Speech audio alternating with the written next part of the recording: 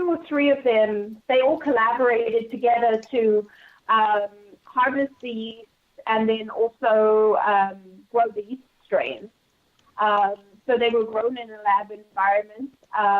We've got the origins and everything of all 13 and where they came from. And there is a paper that they wrote for the beer. Oh. It could be kind of fun if we did it for the if we wrote something for the mead. I think that would be fun too. Oh, you totally should. Yeah. I mean, I would love to see. I mean, that's one of the things that in mead we don't have enough of is scientific, official scientific experimentation and papers, white papers written thereof. So the more of that we can get, I think the easier it's going to be for people to learn to make good mead. Absolutely. And I'm not going to give away all the things that I did because I'm going to talk about those in my talk. But it's, I use staggered nutrient addition for all of them. And it's going to be interesting because they're still fermenting. I racked them not last weekend, the weekend before. And they were some of them were still happily fermenting in the secondary. So I'm going to bottle them on the weekend of the 10th, right before Mesa. Okay. And you're schlepping them out by car, aren't you? Right. It was the most cost-effective way to do it. Yeah. 13, 2.5 gallons, 3 gallon carboy? Well, 3 gallons. Yeah, so 3 times 13, that's a lot of mead. So we'll just have to. I'm just waiting to get pulled out. Once we do the tasting and everything, we'll just have to have those schlepped up to Carvin Sweet. And then they'll go away, and then you can go home with empty carboys, and it'll be really easy. Except I'm not driving back. Oh, you're not? Oh. No, I'm flying back. Oh, so what happens to the carboys? Oh, you're bottling. Never mind, you're bottling. No, I forgot. You told me you were bottling. No, I'm bottling. Yeah, sorry. In my head, I see like 13 carboys sloshing about in the back of your car. Which was the mental image I got before you told me the first time that you were bottling, and my brain just keeps going there. You just hung on to that image. Yeah, I did. Well, AJ will tell you it's been a really complicated day today. My car died last night, and then I had to go fetch my parents at the hotel, and then run back and forth like 14 different times because the car was dead, and we had to take it to the shop. Blah. Oh, it was just like it was literally 5 o'clock before I ate or had time to sit down. So, Chris Hodge. That's a crazy day. I know, right? Chris Hodge is asking, what do you recommend a new person doing for their first mazer? Well, going is always good. Drink lots of water. You drink lots of water. Lots of water. Twice as much as you think you need. Don't swallow spit if you're going to be judging. Take it from somebody who got shit-faced before noon.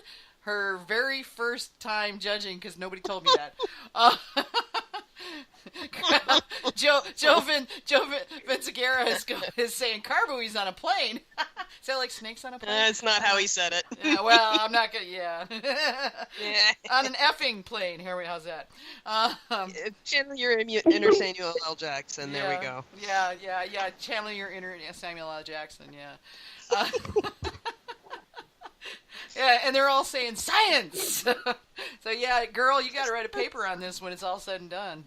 Take all the results that you get and everything. Yeah, it's right. And so these guys did it. It was food microbiology, I think, was where the paper ended up. Cool. If you've got the link for that, for the beer stuff.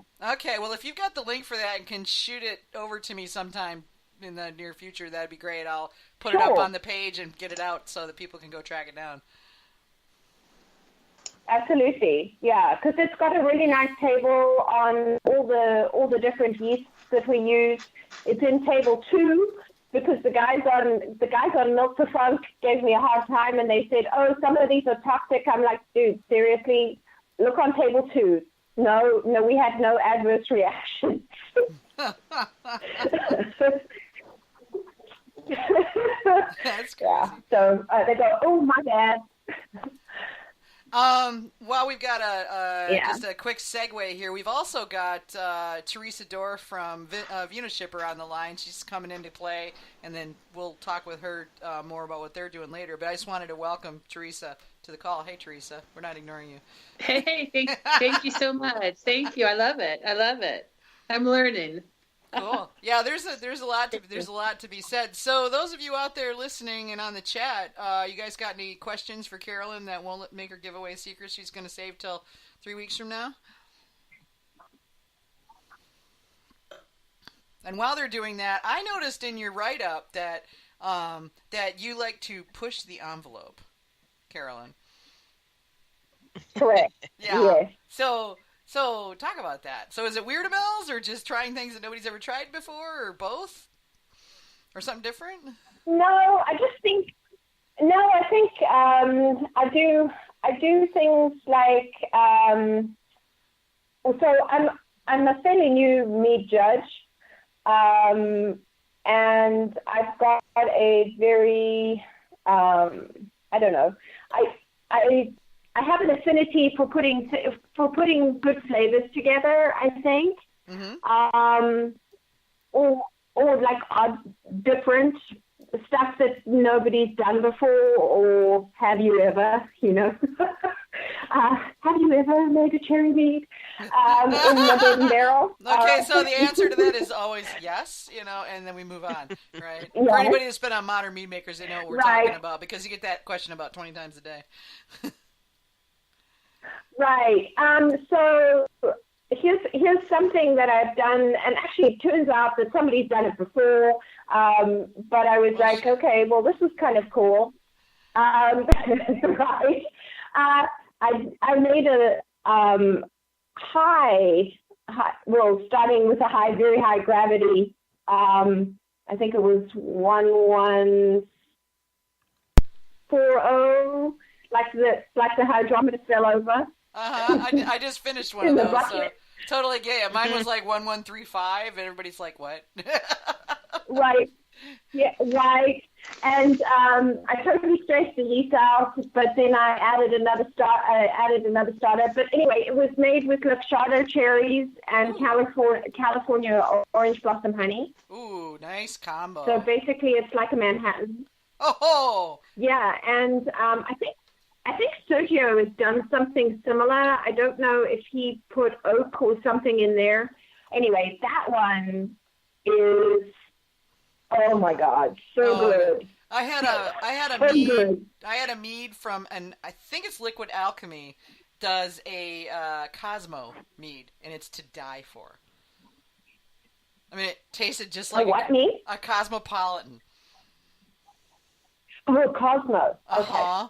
Yeah, and that was pretty awesome, and totally, I was like not expecting that at all. I like Weirdables; they're fun. You get to push the envelope. I do too. Mm. Yeah, it is. And this, I'm going to bring out some of the original batch that I made with one of the yeasts.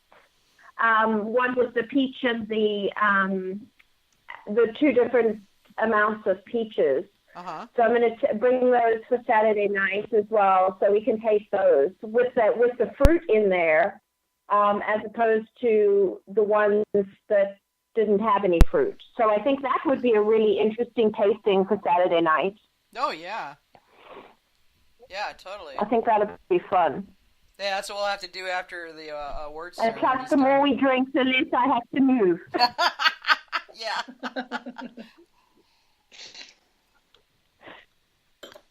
That's pretty funny. So, Theresa, you're on the line. You've been hearing some of this. What are your thoughts on all of this? I have to go read a heck of a lot more in order to learn a lot more. My goodness. I knew I was just barely stepping into the world of mead over the last couple of years, because I deal in the regulatory compliance side of it for direct to consumer, and I try to read as many websites and, pick up tidbits here and there, but fascinating, just fascinating. And I have to say, with being introduced to Meads just in the last couple of years, I just love the characters that you guys all are, but you're also pretty hard driving business people as well. So it's just a nice balance, and this conversation just kind of supports it. I love it. I love pushing that envelope and the box and everything. What box? There's a box? I know, that was what I said one time. They keep telling me about this box. I've never seen it. I don't like boxes, and I don't see any reason why I have to be in one. Agreed. Yeah. Agreed. So no, I find it fascinating. I have to go do a lot more research. So I'm looking forward to being out there and meeting you all in Colorado. Yeah, it's going to be fun. So. We're a wild bunch, but we're also a lot of really nice folks. Well, that's what we found over at Vinoshipper. Now we work with over 100 meaderies, and from across the whole country. And so it's really been kind of nice to meet the different levels of personality that go along with that, because there's definitely a place for everybody in this industry, but everybody is unique. And I'm also interested about those bees on the top of the towers in New York, so that would be interesting to follow up on too. There was an article about rooftop bees in New York, and then there's also there's a guy in France who's doing rooftop beekeeping, and he's actually got a Twitter account. It's about rooftop beekeeping in, I think it's Paris. So it's one of the guys just typed, "Can't listen live tonight. A buddy of mine had a baby, and so we're drinking." Welcome to our world. It's good to have priorities. It's good to have priorities. That's right. Yeah, but congratulations, by the way. Yeah, no kidding. But yeah, there's a lot more urban beekeeping going on, especially in the cities that are big into community gardens and stuff like that. You got to have the bees. So, you see more and more of that. I suspect there'll be quite a bit more of that going on once Bobby and Carolyn join up together. It's going to be scary. It'll be great to follow. Yeah. It'll definitely be great to follow. Look forward to learning about that as well. Carolyn, are you going to be in town this weekend? Yeah, maybe in New York City? No, I'm getting ready to sell my house, so unfortunately I'm heading out tomorrow night. So. Okay, that's a bummer because I'm going to be up there for the fermentation fest. So, but that's all right. I'll catch you in another. Well, I'll see you at the. I'll see you in 3 weeks. So Right, and then I'll definitely be there next year. Yeah, I suspect I will be as well. So. Yeah. So, blah blah blah blah blah. So, what have you been working on? What are your favorite kinds of things to do, Carolyn? What, like mead? Yeah. I mean, you're mead maker. What are you playing with aside from the we can't tell you any more about this. Save it for the conference. Save it for the conference. Yeah, right. My super secret stuff. I don't know. So I tried my first boucher, which was super fun, and so I like to experiment with different flavors, as I said before, that not a lot of people would put together. The Weirdamells are my thing.